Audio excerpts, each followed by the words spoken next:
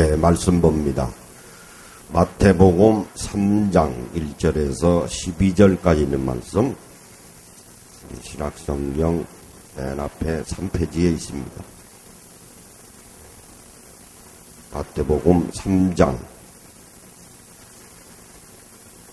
1절에서 12절까지 있는 말씀,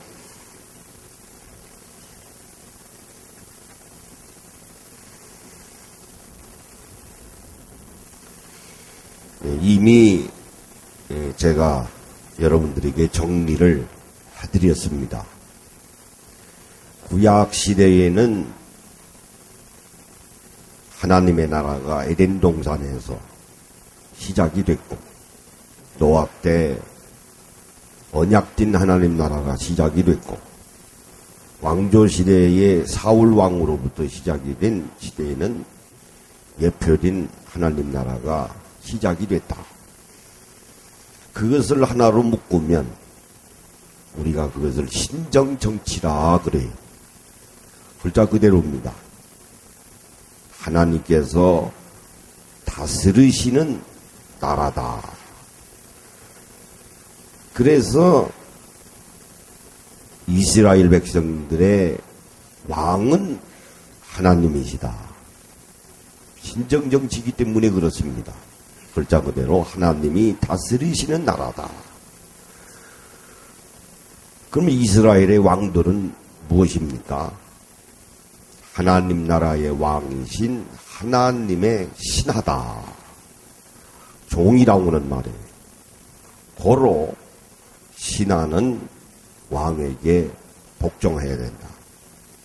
이스라엘의 왕 누구라고 할지라도 이 나라의 왕은 하나님이시니, 내가 이 땅에 있는 이스라엘의 왕이라 할지라도 하나님 나라의 왕은 하나님이시니 하나님에게 복종해야 된다. 그것이 신정정치요, 그것이 왕도신앙입니다. 근데 그게 그렇게 쉬운 것이 아닙니다. 얼마나 어려운 일인지.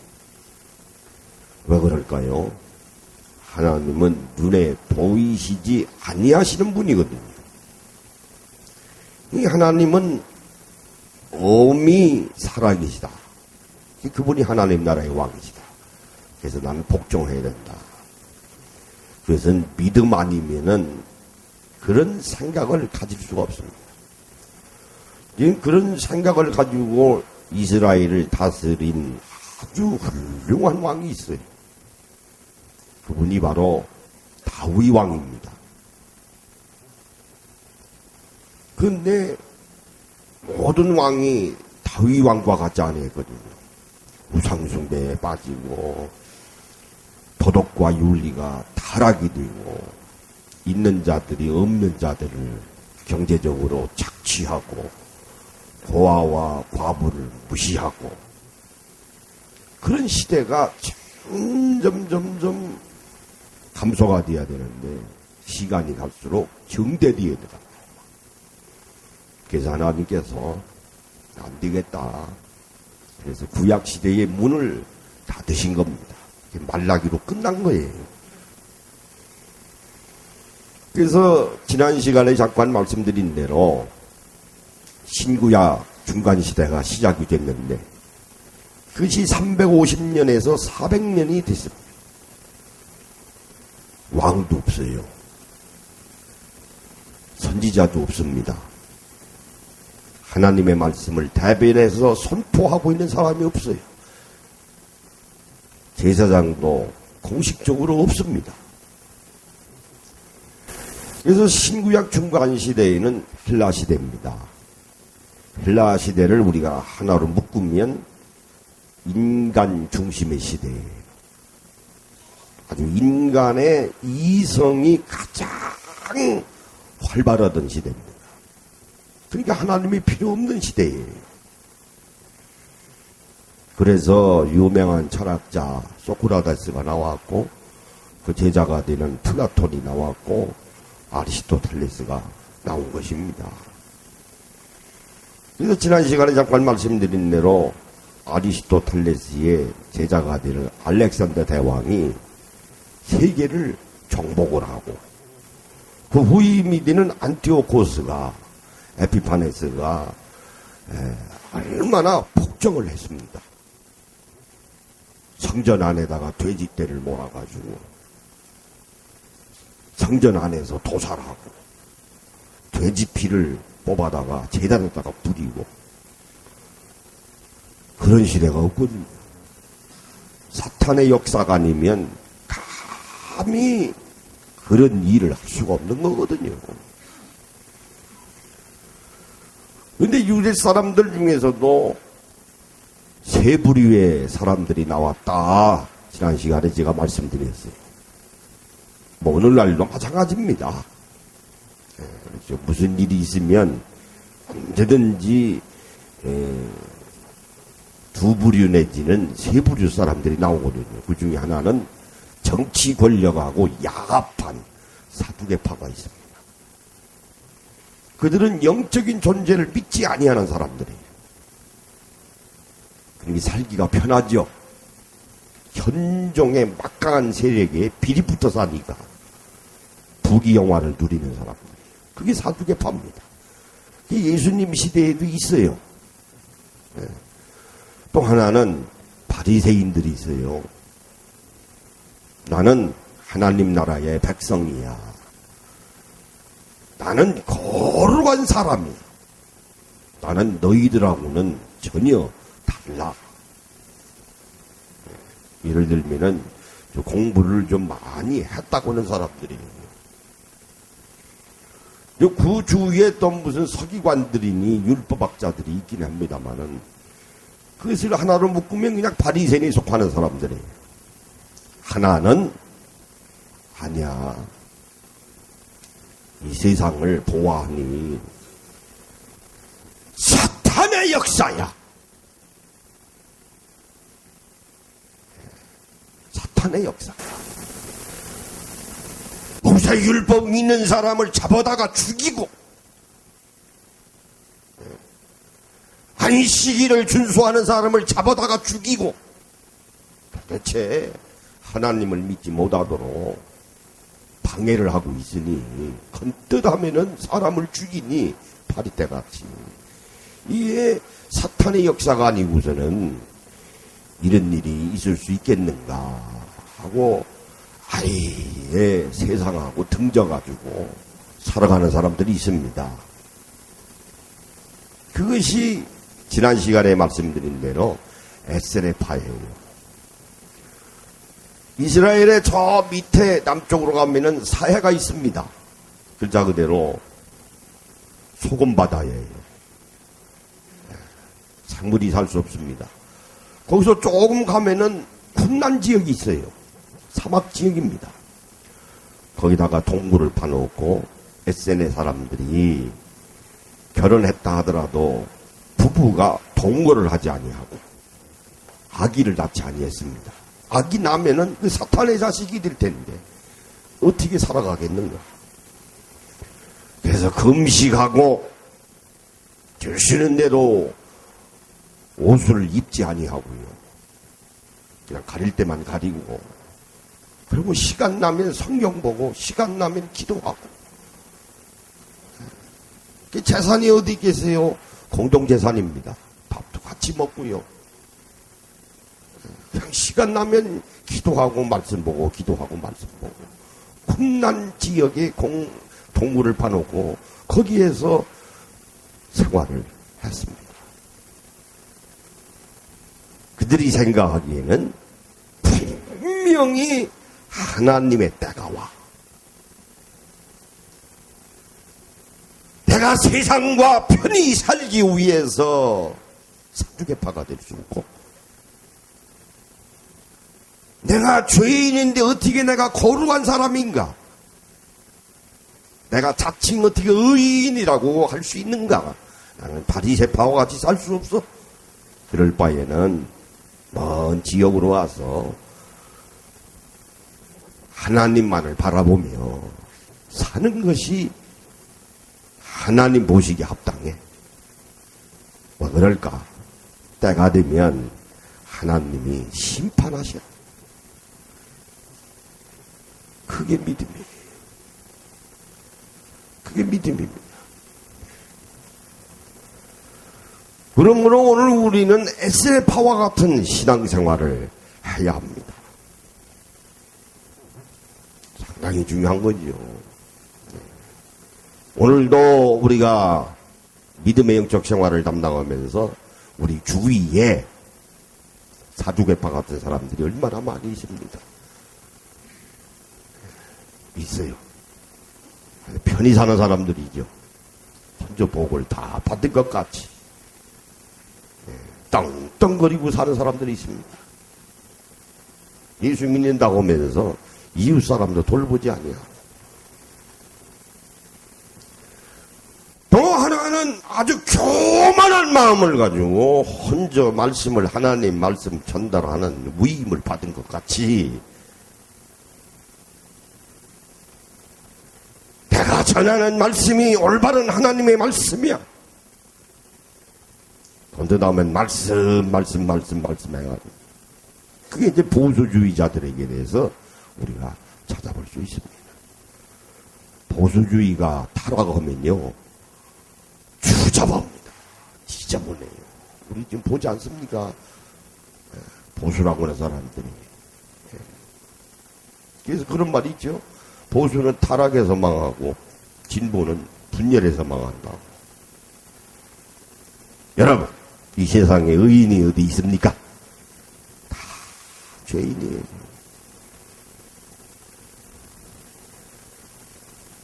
자, 350년, 400년이 지나고 이제 신약 시대가 시작이 돼야 될 텐데 하나님의 아픔이요, 하나님의 고민이라고 그랬어요. 다시 말씀드리면 하나님이 아프시죠. 왜? 때가 되면 아들 예수 그리스도를 이 땅 위에 내려보내 주셔야 될 텐데 하나님 아버지께서 왜 아들 예수 그리스도를 이 땅 위에 내려보내 주시는가? 모든 인간의 죄악을 도말시켜 주시기 위해서 십자가에 죽게 하기 위해서 내려보내시는 거거든요. 그 아버지의 마음이 얼마나 아프시겠어요.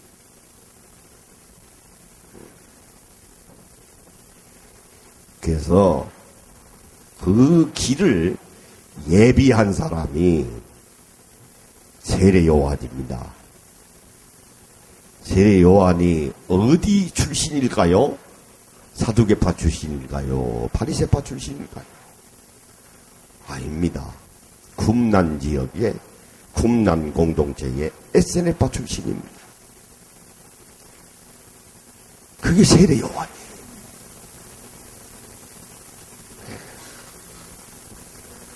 오늘 이 본문의 말씀을 중심으로 해서 세례 요한이 어떠한 신앙생활을 했는가?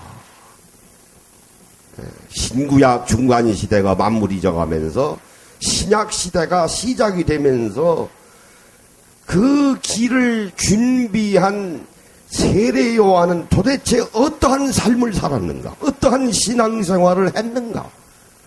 하는 것을 오늘 이 본문의 말씀을 중심으로 해서 함께 은혜를 나눠보고자 합니다. 우리 잠깐 기도하십니다. 아버지 하나님, 감사와 찬송과 영광을 올립니다. 오늘도 귀한 성의를 저희들에게 허락하여 주셔서 저희들이 주님 전에 나왔습니다. 이제 새해가 시작이 됐습니다. 작심 삼일이 되지 않게 하시고 이제 새해를 맞이함으로 저희들의 신앙이 날로 성장하는 어린아이와 같은 신앙이 아니고 장성한 자의 믿음을 저희들에게 허락하여 주셔서 기도하는 바가 응답받게 하시고 말씀에 순종하는 망도신앙을 저희들에게 허락하여 주시옵소서. 작년에 이루지 못한 모든 기도의 제목들이 올해에는 기필코 이루어질 수 있도록 아버지 하나님 저희들을 부둥켜 주시옵소서. 오늘도 여러 가지의 고민과 염려와 걱정을 가지고 나왔습니다. 육신의 질고를 가지고 나왔습니다.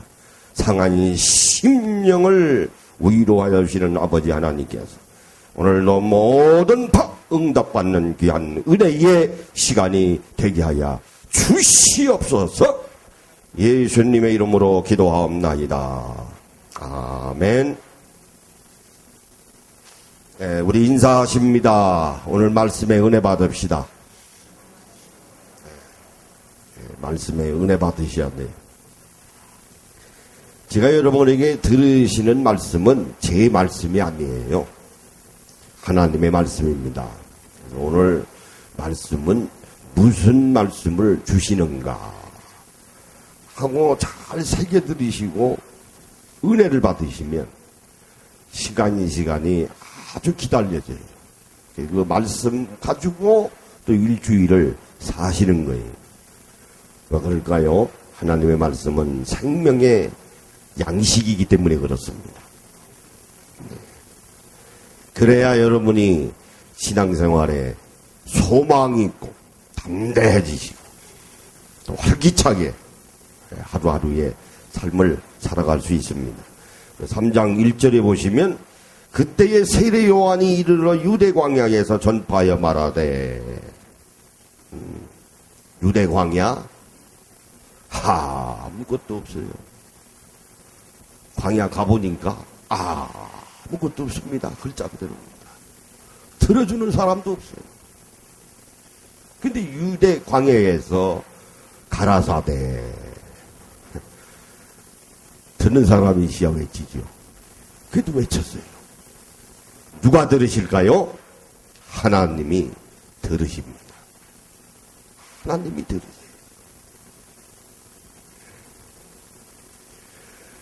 뭐라고 했는고 하니 2절에 보면은 회개하라 천국이 가까이 왔느니라 하였으니 이렇게 하나님 나라가 귀합니다.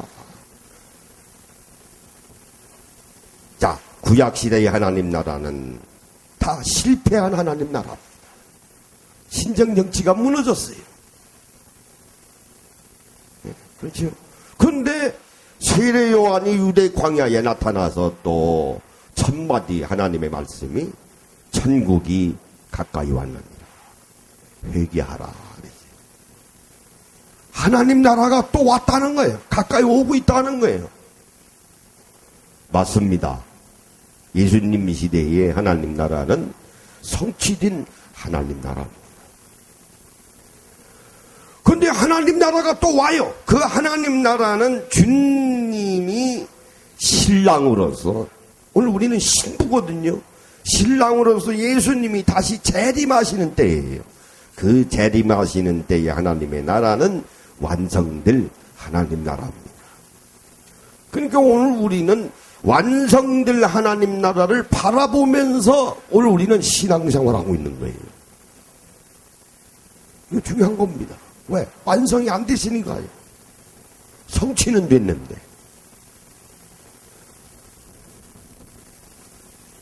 예를 들면 야구 선수가 홈런을 칩니다. 그럼 그걸 보고 있는 많은 사람들이, 관중들이 알아요. 홈런인 줄.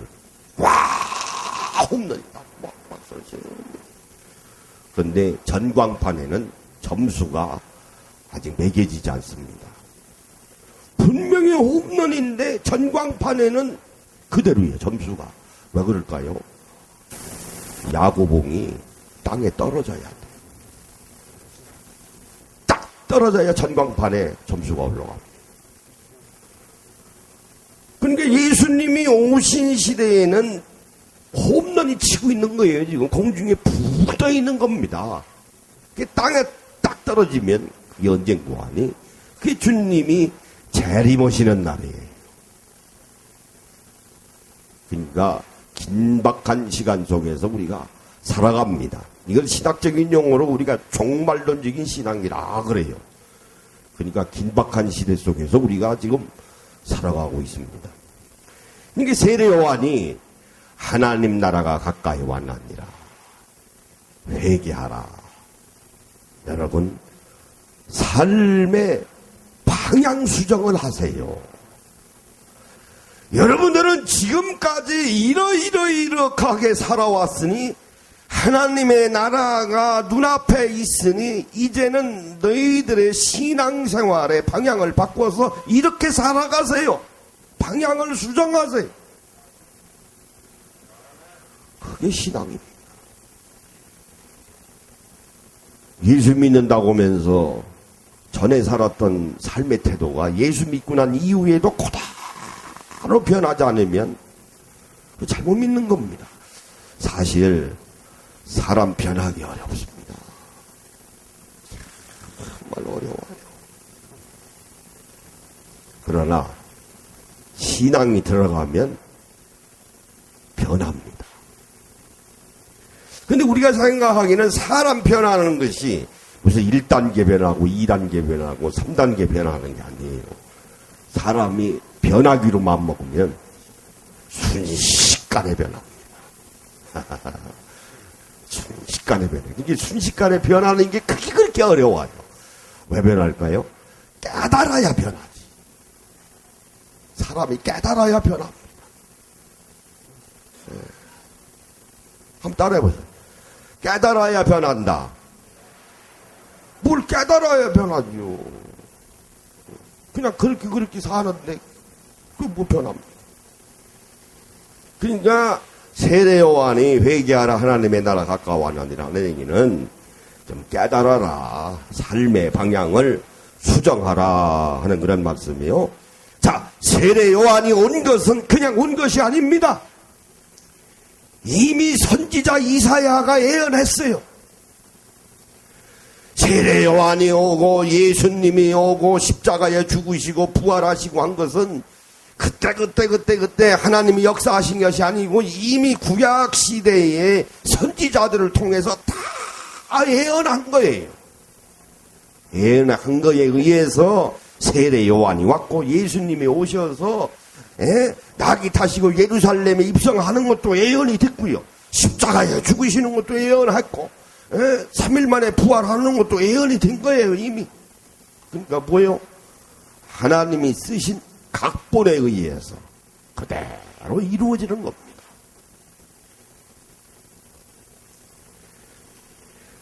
연극 배우들은 대단한 거예요. TV 탤런트니 영화 배우는 별거 아닙니다. 그건 아무나 하는 거예요. 연기는 왜 감독이 시키는 대로 하면 되거든요. 한번 울어보세요. 울면 돼. 감정 다 하면 되는 거예요. 그리고 그때 카팅하지 않습니까? 한 장면 찍고 그 대사 그것만 외우면 되거든요. 그거 딱 끝나면 다른 장소에 가서는 그 대본에 의해서 그 대사 또 외우면 돼. 그러나 연극은 안 그렇습니다. 한번 단에 딱 올라오면은 그 많은 대사를 다 외워야 돼. 그러니까 누가 존경스러워요? 연극 배우 존경해야 합니다. 그래서 연극 배우 하는 사람은 연극 배우로 끝나잖아요. 나 TV 탤런트 영화 배우 안 한다고 그러잖아요. 있어요. 지금 기억이 안 납니다만 대단한 사람이죠. 아무리 먹기 살기 어려워도요. 그 지키는 사람이 있어요. 연극 배우 하다가 먹기 살기 어려우니까 TV 탤런트하고 영화 배우로 돌리지 사실 연극의 오리지널은 연극 배우예요. 그러니까 신약 시대에 많은 사람이 왔다. 하나님이 다 각본 쓰시고 각본에 의해서 연출된 거예요. 그대로 우리가 따라오는 거예요. 그러므로 이 세상에 이루어지는 모든 것들은 하나님이 쓰신 각본에 의해서 움직여지는 겁니다. 우리가 생각하기에는 내 머리로 정치하는 사람이 자기 권력 가지고 자기 마음대로 하는 것 같지만은 그렇게 하는 것까지도 하나님이 이미 알고 계신 거예요. 그대로 하고 있는 거예요. 그대로 진행하고 있는 겁니다. 그것이 3절에 있는 말씀이에요. 그는 선지자 이사야를 통하여 말씀하신 자라 이르렀을 때 광야에 외치는 자의 소리가 있으리되 너희는 주의 길을 준비하라 그가 오실 길을 곧게 하라 하였느니라. 그래서 세례 요한이 온 거예요. 세례 요한이 이 땅에 와서 이런 일을 할 것이라 오는 것들, 오늘 3절 본문의 말씀에 나와 있지 않습니까? 이미 이사야 선지자가 예언한 겁니다. 한 거예요. 자, 거기 보시면 4절에 이 요한은 낙타 털옷을 입고 허리에 가죽띠를 띠고 음식은 메뚜기와 석청이었더라. 아무것도 없어요. SNF파 북남 지역의 공동체 생활하면서 몸에 익숙한 거예요. 약대 털옷을 입고 약대 털옷 잘 가공하고 무딤질하고 해서 입으면 고급 옷이죠. 여기 약대 털옷은요 그냥 약대 죽여서 가죽 무드질도 안 하고 그냥 말려서 입은 거예요. 그러니 얼마나 불평합니까? 메뚜기가 맛이 있으면 얼마나 맛있어요. 석청은 귀한 겁니다만 우리가 보기에 지금 이 시대에 귀하지 그때 이게 사람이 먹을 게 아닙니다. 음식이 가끔 먹는 거지. 그러니까 세례 요한은 무슨 생활을 한 것입니까? 거지 생활이에요. 여러분, 사람은 다 거지입니다. 여러분, 어머니 뱃속에 나올 때 뭐 가지고 나오신 거 있어? 다 거지로 나왔지.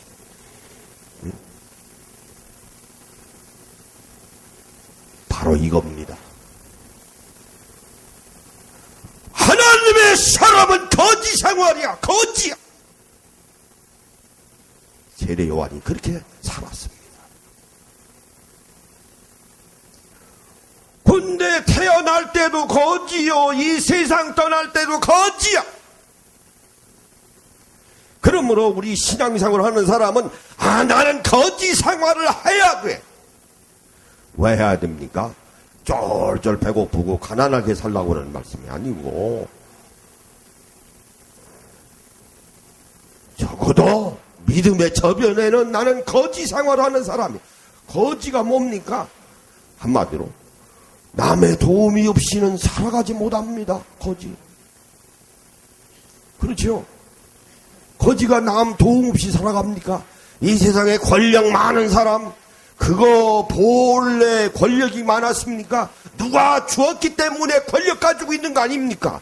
재산 가지고 있는 사람도 마찬가지입니다. 재산 혼자 모은 것입니까? 누가 도와준 사람이 있으니 부자가 된 거예요. 본래 거지입니다.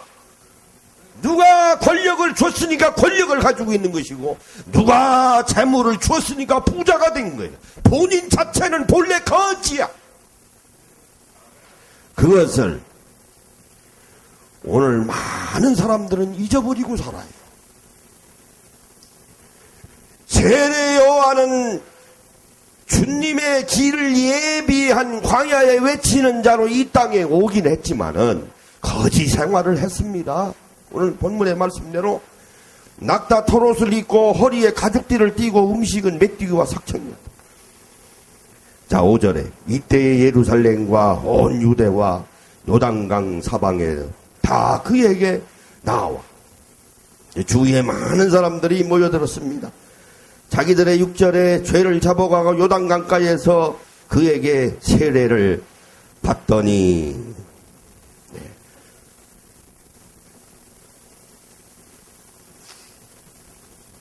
자, 거지는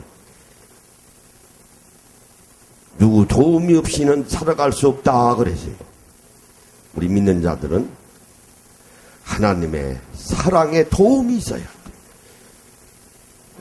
그렇죠. 내가 지금 이 순간순간 살아가면서도 나 혼자 살아가는 게 아니에요. 주위에 있는 사람이 다 도와줘서 내가 또 살아가는 겁니다. 예를 들면 이 옷을 세탁을 해야 되는데 세탁소가 있잖아요. 세탁소 사람이 나를 도와주는 거예요. 내가 돈을 줬다 하더라도 그 도와주니까 얼마나 또 감사합니까? 구두 닦기도 감사한 거예요. 구두가 지저분한데 내가 닦을 시간은 없고, 목욕도 해야 되는데, 목욕탕 주인도 감사한 거예요. 다 감사한 겁니다. 따라해보세요. 주위에 있는 사람이 다 감사하다. 네. 사람 무시하지 마세요. 예수 믿으면서. 다 감사한 사람들이에요. 자, 어디 가다가 배고파요. 자, 설렁탕 먹고 싶습니다. 설렁탕 가게에 들어갑니다. 감사하잖아요. 먹고 싶은 걸 만들어주니. 근데 그것을 짠니, 싱겁니 하면서 글쎄 주인한테 노발 내보라고. 얼마 되지도 않은 설렁탕 깎아주고. 내가 거지인데 다 존중해요. 세례 요한은 그런 삶을 살았습니다. 그런데 7절에 요한이 많은 바리새인들과 사두개인들이 세례 베푸는 데로 오는 것을 보고 이르되 독사 이 자식들아 누가 너희를 가르쳐 임박한 진노를 피하라 하더냐. 그런데 세례 받으러 사두개인하고 바리새인들이 와. 세례 요한이 대단한 사람이요. 독사 이 자식들아. 독사가 뭡니까? 뱀 아닙니까? 성경의 뱀 독사는 뭡니까? 마귀 자식이거든요. 세례 요한이 잘 알아요. 그 대단했던 그 신구약 중간시대의 전통으로 내려오는 걸 보면은 정치 권력하고 야합했던 사람들, 바리새인들을 하면서 하나님 앞에 의로움을 내세웠던 사람들, 너희들이 내게 세례 받으러 와. 세례 요한이 말하기를 독사 이 자식들아, 이 뱀의 새끼들아, 다른 말로 말씀을 드리면 이 마귀의 자식들아.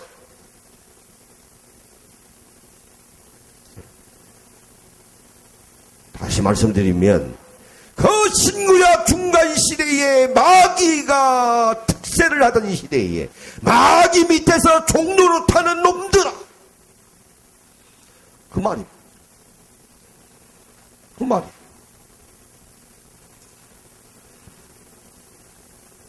자, 여기 보세요.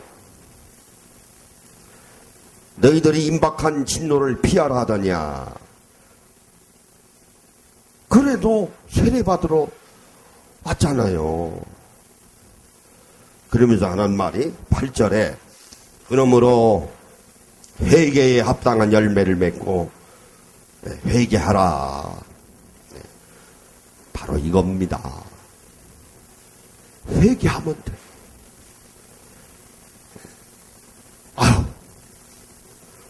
내가 사두개인같이 사는 것을 내가 잘못 살았구나. 문제는 그겁니다.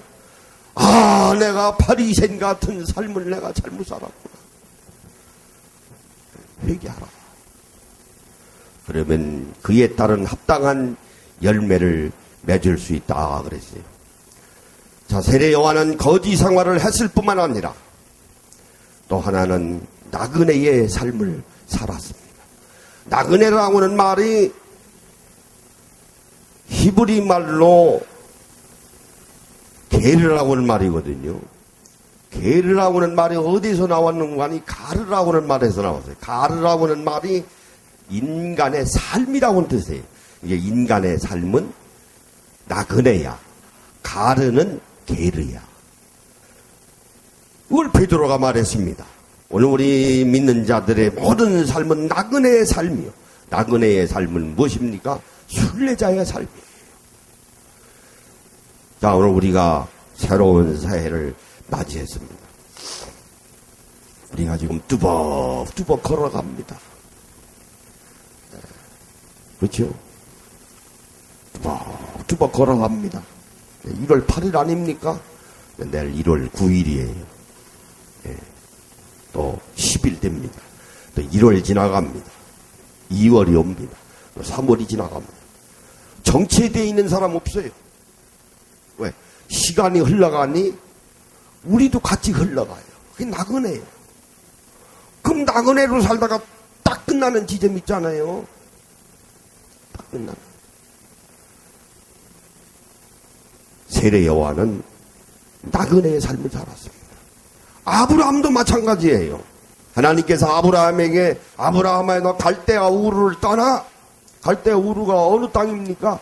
자기의 모든 재산이 있는 것이요. 갈대아 우르는 자기의 모든 조상들이 뼈가 묻혀있는 고향입니다. 그런데 그것을 떠나라 하니 하나님께서 아브라함에게 떠나가야 할 장소도 알려주지 아니하고 하나님께서 아브라함을 향하여 갈대아 우르를 떠나. 그러니까 아브라함은 미련 없이 갈대아 우르를 떠났습니다. 세례 요한도 마찬가지입니다. 금난 공동체 사막 그 동굴 속으로 들어간 거예요. 하나님의 아들답게 살기 위해서 떠나는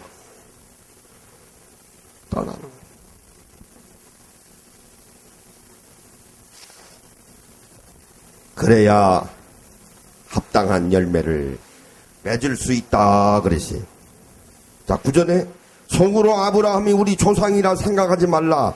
내가 너에게 이르노니 하나님이 능히 이 돌들로도 아브라함의 자손이 되게 하시리라. 이미 도끼가 나무의 뿌리에 놓였으니 좋은 열매를 맺지 아니하는 나무마다 지켜 불에 던져지니라.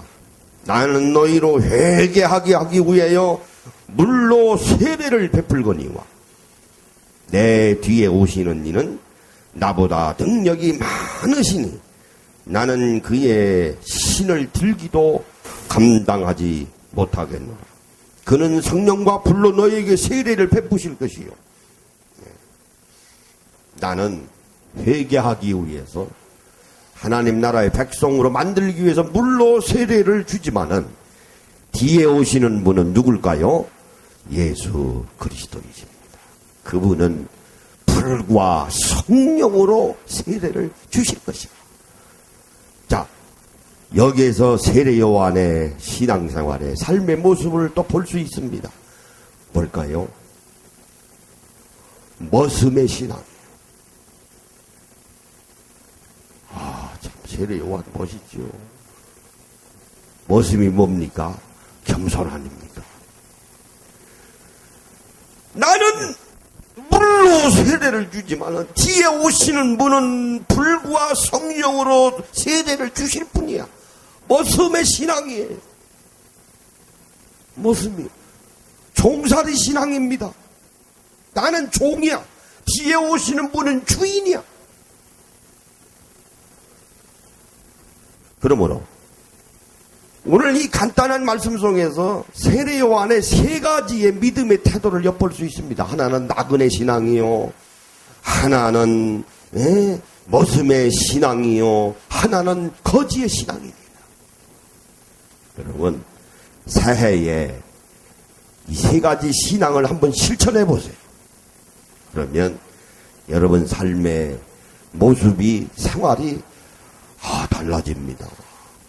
하나님이 기뻐하십니다. 모습. 그 우리의 주인은 누굴까요? 하나님이시요. 예수님이시요. 성령님이십니다. 요즘에 TV 보면은 예수 믿는 사람들이 많아가지고요.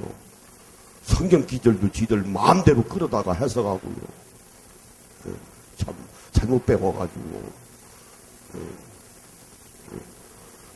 베드로가 어쩌니 예수가 어쩌니 소크라테스가 어쩌니 지들 마음대로 해석해요.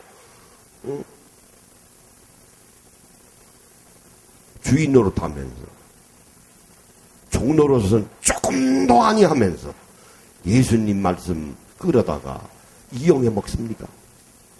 아니, 내가 종이 돼야 돼. 내가 종이 돼야 돼. 한번 따라해요. 나는 머슴이다. 머슴입니다. 그렇죠? 대통령도요, 국민의 머슴이에요. 국회의원도 마찬가지입니다. 국민의 머슴이에요. 재벌들도 국민의 머슴이에요. 주인 아닙니다. 주인은 하나님이세요. 다 우리는 모습이 따라와. 나는 나그네다. 나는 나그네다. 예, 나는 거지다. 예, 거지입니다. 거지예요.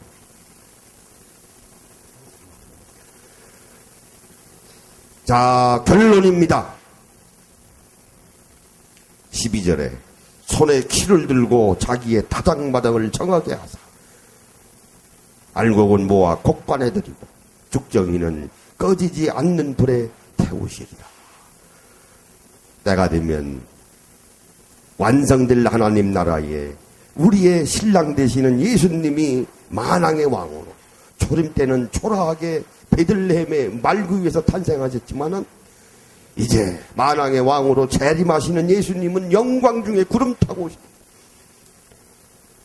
그때는 타작마당에 키가 뭡니까?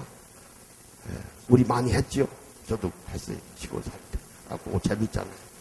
이렇게 보면은 알곡은 알곡대로, 쭉정이는 쭉정이대로 다 날아가서 없어지잖아요. 그때가 온다 하는 말이에요. 그래서 신앙도 쭉정이가 있고요. 알곡이 있습니다. 네. 여러분, 다 알곡과 같은 여러분이 되시길 예수님의 이름으로 축원합니다.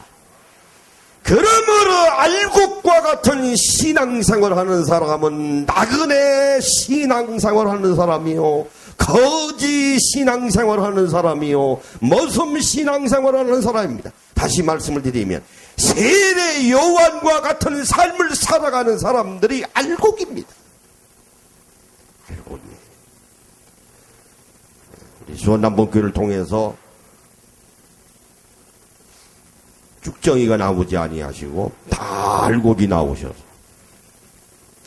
우리가 하는 그런 말이죠. 아, 저 사람 진국이야. 그 말이거든요. 진국과 같은 여러분들이 되시기를 예수님의 이름으로 축원합니다. 자, 오른손 주무시고 내 생전에 알곡이 되리라. 시작. 내 생전에 알곡이 되리라. 내 생전에 알곡이 되리라. 내 생전에 알곡이 되리라. 우리 기도하십니다. 아버지 하나님, 오늘 세례 요한과 같은 믿음의 영적 생활을 잘 담당할 수 있도록 저희들에게 실천할 수 있는 용기를 저희들에게 허락하여 주시옵소서. 그래서 우리 수원 남북교에 속하는 모든 권속들이 쭉정이가 되지 아니하고 다 알곡이 될 수 있도록 아버지 하나님, 저희들을 인도하여 주시옵소서. 예수님의 이름으로 기도하옵나이다. 아멘.